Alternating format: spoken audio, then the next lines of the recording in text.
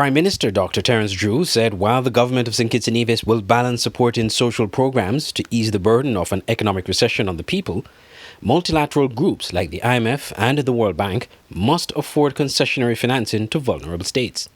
The Prime Minister was asked about the IMF's advice for countries with financial buffers not to spend it all on social programs, but to reserve these funds to meet the challenges of the recession.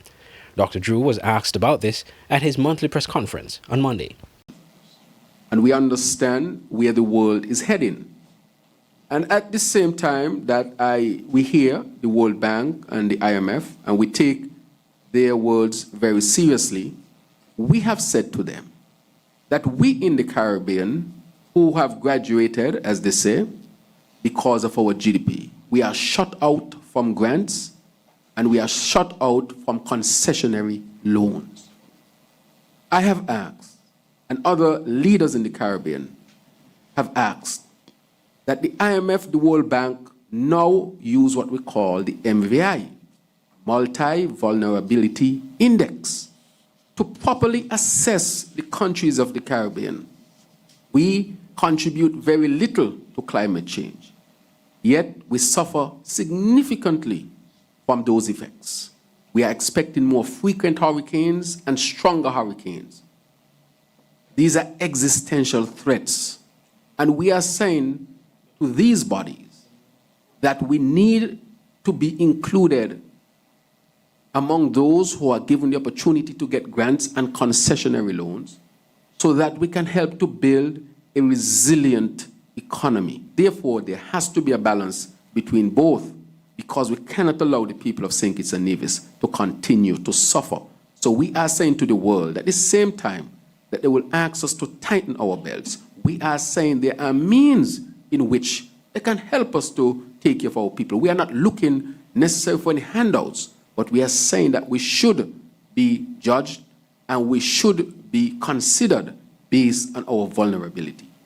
Head of the IMF Western Hemisphere Department, Elan Goldfan, told St. Kitts Nevis journalists last week in a press conference in Washington, D.C., that countries with financial buffers should not spend it all at this time. Whatever buffers are there, they need to last for some time. This cycle, this shock, will not end next month. It will take some time. And if you are a country that have reserves, have fiscal resources, do not spend everything now. While we do understand that there is a major shock and there is a need to support the people, but given that there is going to be a more persistent shock, it is advisable to be mindful that if you spend all your resources now in a non-targeted way, you may be having a policy which will not be affordable over time. So the first advice is be mindful of the time, target your support, and be fiscally responsible, because several of the countries also in the Caribbean are constrained, have issues with fiscal. And we were talking today that there's no contradiction between having an inclusive policy and a responsible one. You can have both fiscal responsibility and social responsibility. The IMF is forecasting a gloomy global economy despite an uptick in economic growth in Latin America and the Caribbean, resulting from a rebounding tourism sector. Andre Huey, SKN Newsline.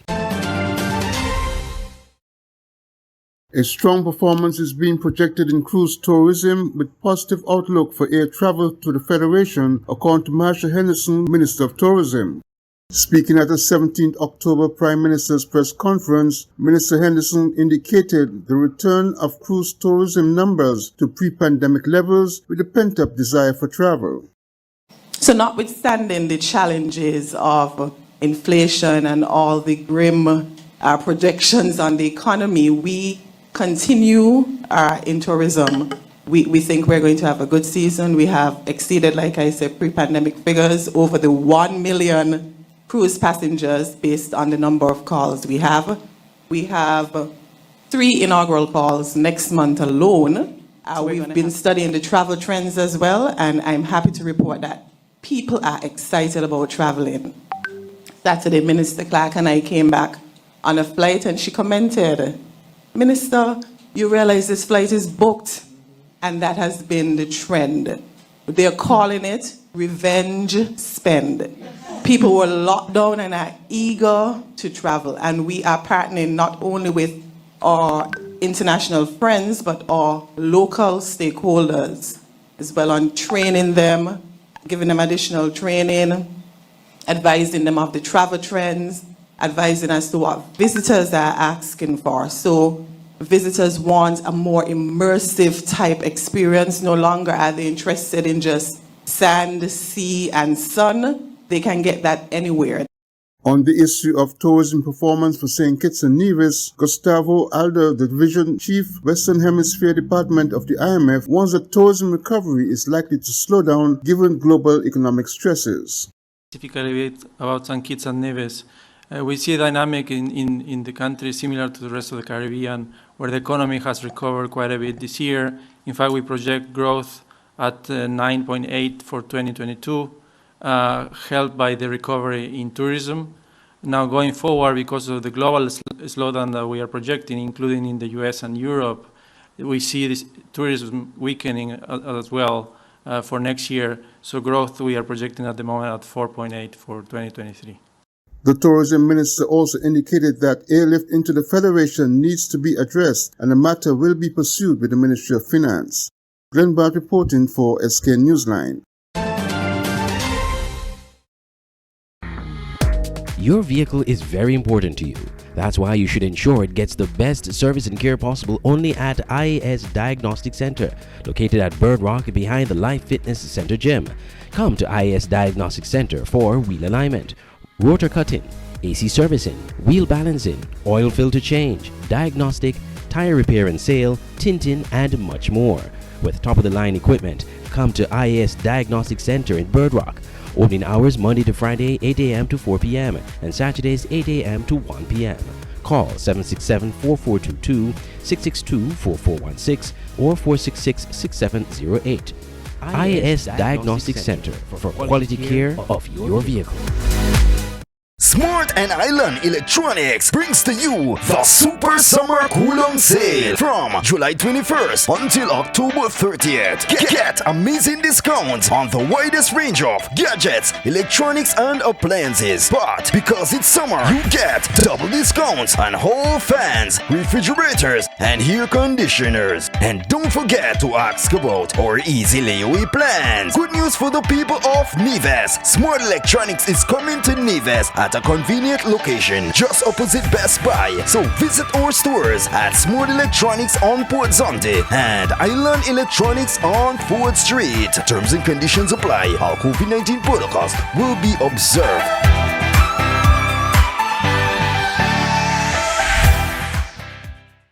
The SKN Newsline website now offers you more news.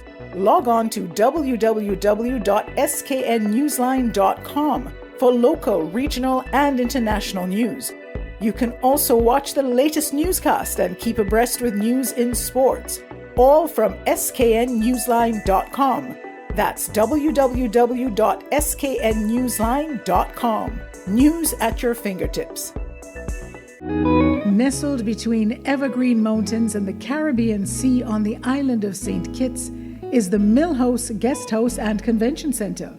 With breathtaking views, a rugged, beautiful shoreline, and immaculate manicured gardens make this the perfect location for your holiday, event, or wedding. With a large convention center, apartments with balconies providing stunning views, and a secluded cottage for larger family groups or honeymooning couples looking for some privacy. We have something for everyone. Book your stay at www.millhouseskn.com or visit our Facebook page, the Mill House Guest House and Convention Center, an oasis of tranquility.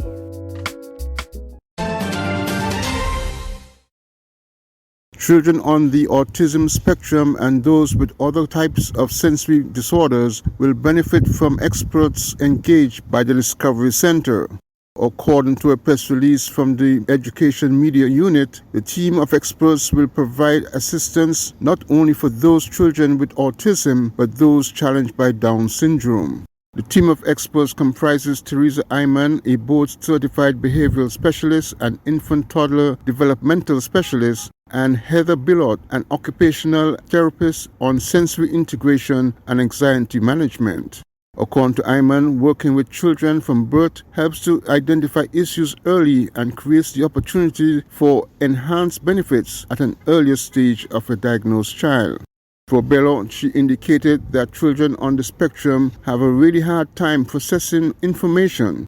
Her experience, she said, includes working with persons from birth to adulthood to assist them in being able to better tolerate their environment. The center's operations includes a parent support group, contributions from Bullseye's Car Rental, the Royal Sinkers Hotel, and caring individuals.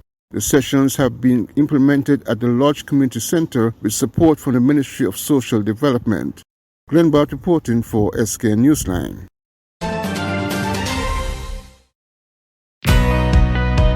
The IMF Annual Meeting Report on SK Newsline is brought to you by the St. Kitts Nevis Anguilla National Bank and Hope Economics.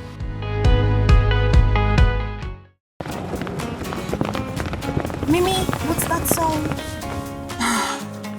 There is no better time to discover what your National Bank Visa debit card can do. It can get you out of a pickle. Using my National Bank Visa card is fast, secure, and convenient. Cashless SKN is our new lifestyle choice. National Bank, always here.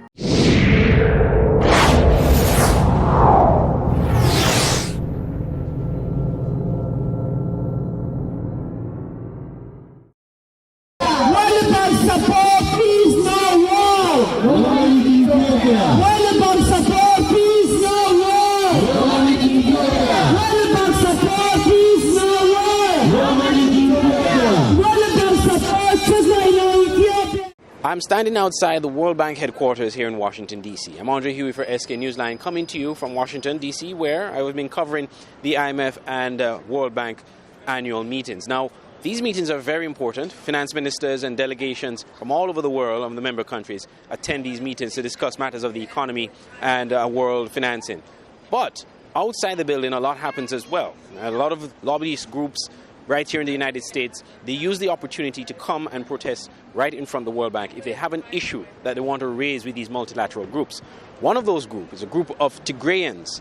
That's the region, the northwest region, in the northernmost region in Ethiopia, that the people who are living here, who are from that region, they have been protesting all week this week in front of the World Bank. They essentially want to get the World Bank not to give any aid or any money to the Ethiopian government. Of course, if you have been following international news, you will realize that there has been somewhat of a civil war in Ethiopia between the Ethiopian federal government and the Tigrayan people.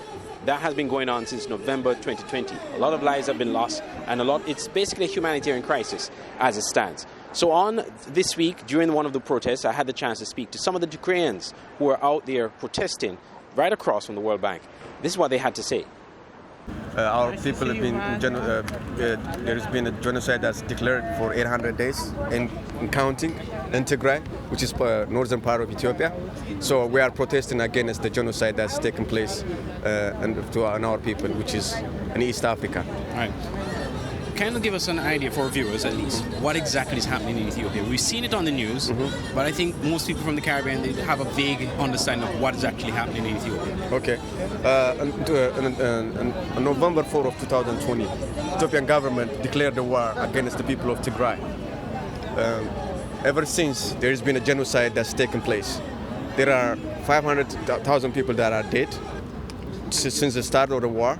Over 7 million people are in dire need of humanitarian assistance in Tigray. There is currently an active war between the Ethiopian government and the Tigrayan defensive forces. And we are fighting basically for our existence. And basically what's going on is the world ignored to acknowledge the genocide that's taken place and allow the Ethiopian government to partake in these kinds of genocide. So there's a genocide that is actually an active genocide that's taken place. Not only the international community failed to do it, the United Nations actually went out of its mandate to protect the Tigrayans, because there is actually a mandate to prevent genocide. So there was all the signs prior and after and during the United Nations to intervene. So the Secretary General just keep blatantly disregarding that law, which just was passed in 2007 after the Rwandan genocide. To the international community, the Tigray people need your support. The Tigray people are not getting anywhere close to treatment like the Ukrainians are getting. Ukraine has been supported and is fighting the invasion. But the situation in Tigray, I guess because we're East Africans, but we're Africans, we don't know. The US is ignoring it.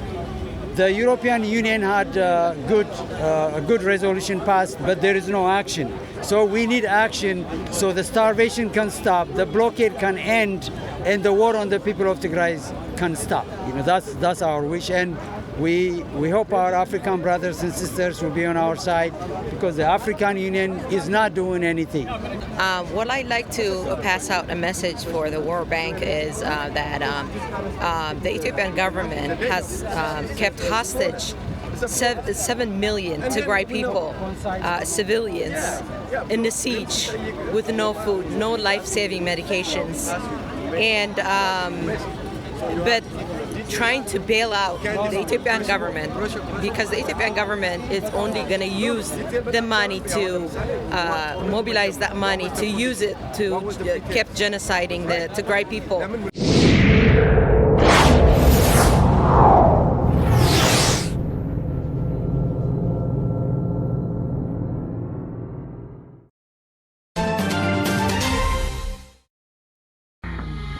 Your vehicle is very important to you. That's why you should ensure it gets the best service and care possible only at IAS Diagnostic Center, located at Bird Rock behind the Life Fitness Center gym.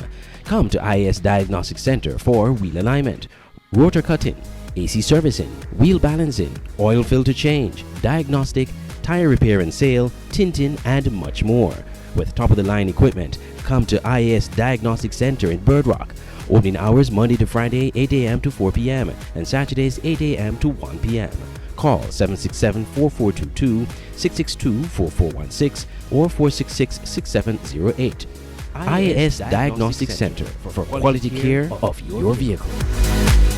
Smart and Island Electronics brings to you the Super Summer Cool-On Sale from July 21st until October 30th. Get amazing discounts on the widest range of gadgets, electronics, and appliances. But because it's summer, you get double discounts on all fans, refrigerators, and air conditioners. And don't forget to ask about our easy layaway plans. Good news for the people of Neves. Smart Electronics is coming to Neves at a convenient location just opposite Best Buy. So visit our stores at Smart Electronics on Port Zonte and Island Electronics on Ford Street. Terms and conditions apply. Our COVID-19 protocols will be observed.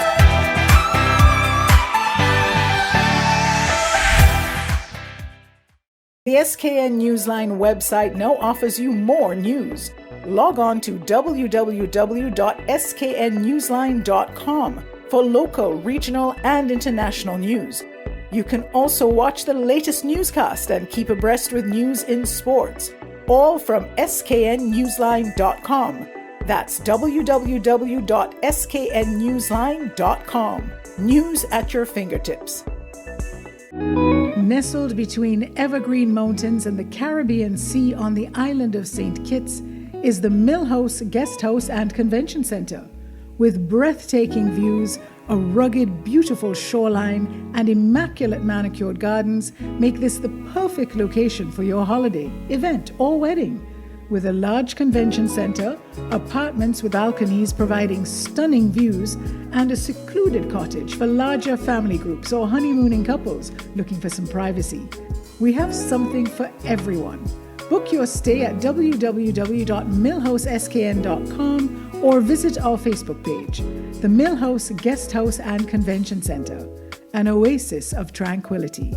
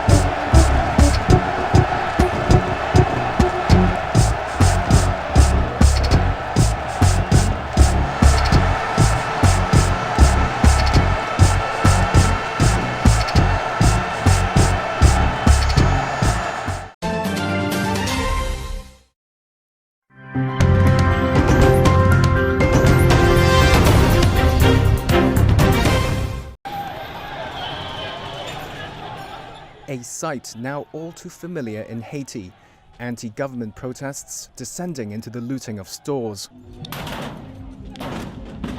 Rocks thrown at police, who respond by firing tear gas.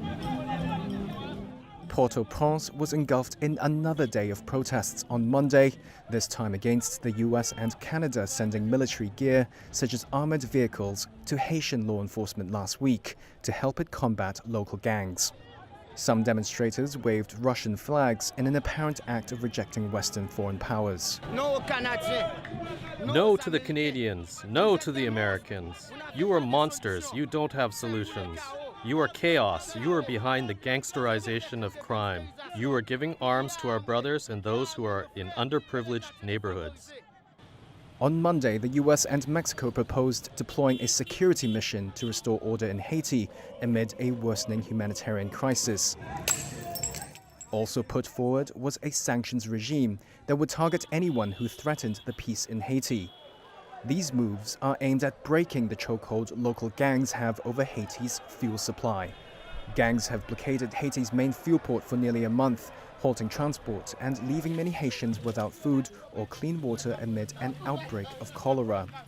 The UN says more than 4 million Haitians now face acute food insecurity, as looting and gang shootouts become increasingly common. At a UN security meeting, Chinese and Russian representatives rejected the idea of a security mission, saying Haitian leaders have openly opposed foreign intervention. A UN peacekeeping mission known as MINISTER, which operated in Haiti between 2004 and 2017, faced harsh criticism, from its role handling a cholera outbreak in 2010 to allegations of sexual abuse. As the world is heading back to normal, the World Health Organization is still hard at work. This as various diseases are yet again emerging to the surface. The revelation was made by the Director General while speaking at the weekly media briefing recently. More from Javid McLean. Speaking at the recent World Health Organization's media briefing, Director General Dr. Tedros Ghebreyesus says there has been an uptick in Ebola cases. First to Uganda, where WHO is continuing to support the government to respond to an outbreak of Ebola disease in 5 districts. So far, there are 54 confirmed and 20 probable cases, with 39 deaths and 14 people have recovered. More than 660 contacts are currently under active follow-up. Our primary focus now is to support the government of Uganda to rapidly control and contain this outbreak. Meanwhile, the WHO boss says Haiti is experiencing a cholera outbreak. According to the Ministry of Public Health and Population, as of last Saturday, there were 224 suspected cases of cholera and 16 deaths. 1/4 of suspected cases are among children aged under 5 years. On Sunday, the ministry also confirmed a cholera outbreak in the National Pensionary of Port-au-Prince with 39 suspected cases and 9 deaths. He says the WHO, along with other health groups, are working closely with the Haitian government to mitigate the spread of the virus. However, Dr. Ghebreyesus says samples are a challenge to access as gang wars are preventing some healthcare workers from moving about. In the meantime, he says floods in Pakistan could cause the spread of diseases. Many more people than died in the floods could die from disease in the coming weeks and months. There is now a malaria outbreak in 32 districts, while the incidence of cholera, dengue, measles, and diphtheria is also increasing in flood-affected districts. We expect the situation to continue to deteriorate, but so far, international support has not been at the scale or speed needed. Javin McLean, CVM Live.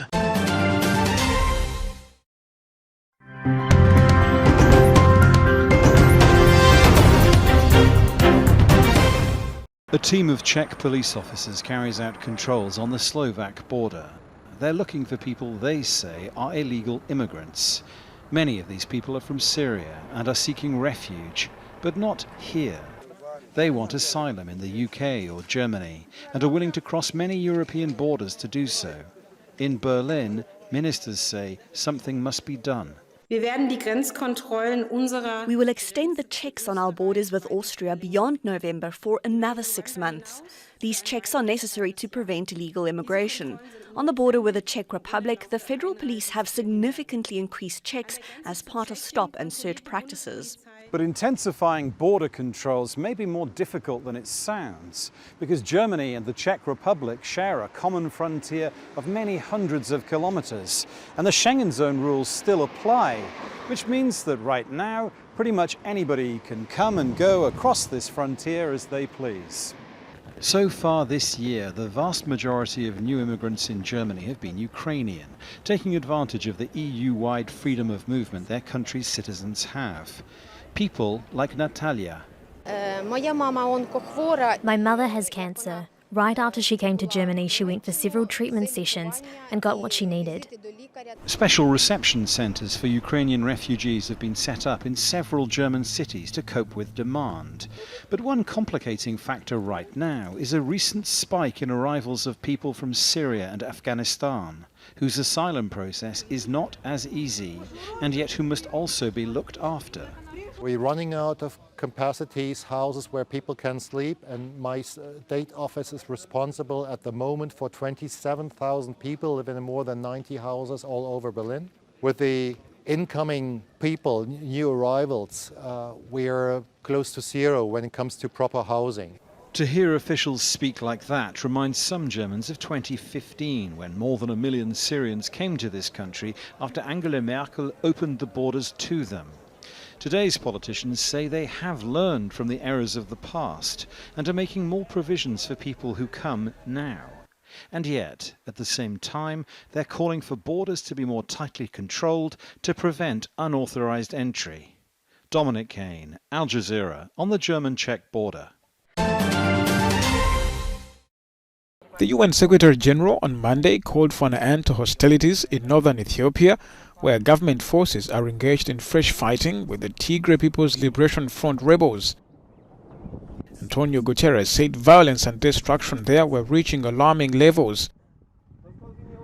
After a 5-month lull, hostilities resumed at the end of August. Calls for a ceasefire have been growing. The situation in Ethiopia is spiraling out of control. Violence and destruction have reached alarming levels.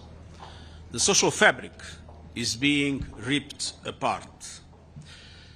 Hostilities in the Tigray region of Ethiopia must end now, including the immediate withdrawal and disengagement of Eritrean armed forces from Ethiopia. There is no military solution. Civilians are paying a horrific price.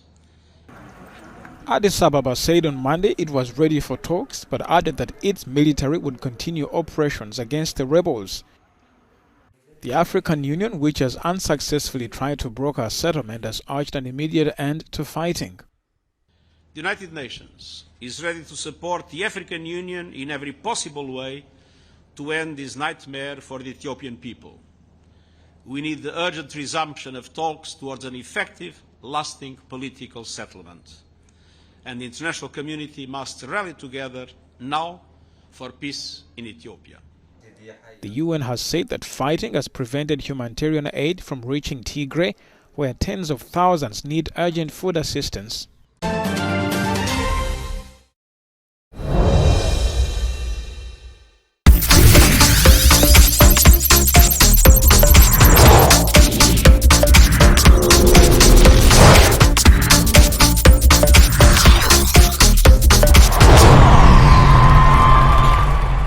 The West Indies had an appalling start to their T20 World Cup campaign as they were trashed by Scotland by 42 runs at Hobart. Batting first, the Scots, who played only 2 T20s since their last World Cup in 2021, mounted an imposing 160 for 5 from their 20 overs. George Munsey anchored the innings, getting to 66 not out. Jason Holder, the standout bowler, grabbing 2 for 14 from his 4 overs, supported by Alzari Joseph, who took 2 wickets. Responding to what should have been an easy task, the West Indies looked listless in their run chase. Limping at 79 for 7, Jason Holder tried to correct the malpractice from the Windies batters, but the load was simply too heavy to bear. He was eventually dismissed for a standout 38, with the Windies tumbling to 118 all out. This result means the West Indies, who are ranked 7th in the world, will likely need to win both of their remaining games to progress. Their next match is against Zimbabwe on Wednesday night. Meanwhile, head coach Phil Simmons reflected on the West Indies' loss at the post-match media conference. The West Indies were on track in the run chase, but a familiar event took place: the collapse. I think the only word you can look for is disappointed. I think that our batting, at least today, definitely was a bit unprofessional, and we need to wake up and start being as professional as we can be when we're batting. The bowlers seem to be working hard and putting us in good positions, but the batters continue to falter. Too many soft dismissal. I think as batsmen you have to pay a lot more attention to your wicket, and I think every time we play we're up there with the run rate. Doesn't matter who we're playing against, but we keep losing wickets and soft wickets. So I think we've been trying to remedy it for the last couple of months. Doesn't seem like it's there yet. Zimbabwe is up next on Wednesday, and the coach welcomes the short turnaround time. A day tomorrow to just rest and reflect on how things went, what we have to change, and how we have to think in the next game. Because, as someone said, we've been out there, we've been hitting balls, we've been practicing scenarios, we've been thinking about it. It's now to put it into play. Simmons is clear on what is needed if the two-time champions are to advance to the Super 12 stage. We need to beat Zimbabwe, so I think that's the first step. As we go along, when we get back here on at this time on Wednesday, then we may be thinking a lot different. The West Indies won the last 2 internationals versus Zimbabwe, which were contested in 2013 at North Sound in Antigua. Wayne Cunningham, TTT Sport. And in more news from the T20 World Cup, Ireland's campaign also got off to a disappointing start as Sikandar Raza inspired Zimbabwe to a 31-run victory in Hobart. Raza came to the crease with his side 37 for 3 in the power play, but smacked 82 of 48 balls before being bowled of the final ball of the Zimbabwe innings, which ended on 174 for 7. Ireland slumped to 22 for 4 of 3.5 overs and never recovered, finishing well short on 143 for 9.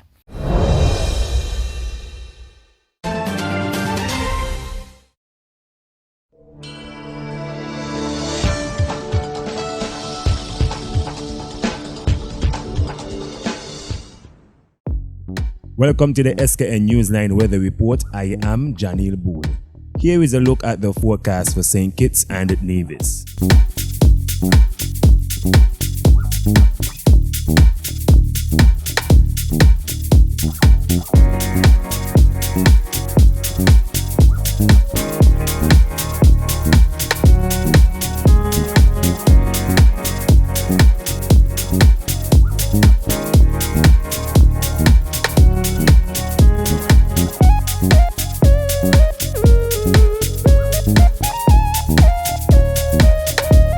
more detailed weather report, visit our website at www.sknnewsline.com.